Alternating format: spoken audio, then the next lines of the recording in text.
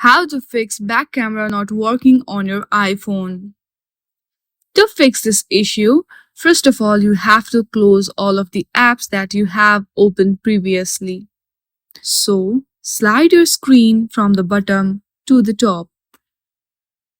From here, remove all of the open apps. Once you do this, check if your problem is solved or not.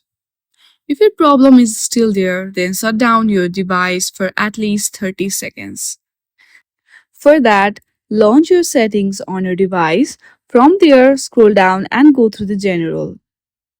Once you are under general, there use the shutdown button at the last. Simply tap on it and shut down your device for at least 30 seconds. Once you do that, check if your problem is solved or not. If your problem is still there, then the next step you have to do is transfer or reset your iPhone. Tap on transfer or reset iPhone and then do reset all settings. Once you do all of this, your issue will be solved. I hope you like this video. If you like this video, then please do not forget to like and subscribe to our channel. Thank you for watching.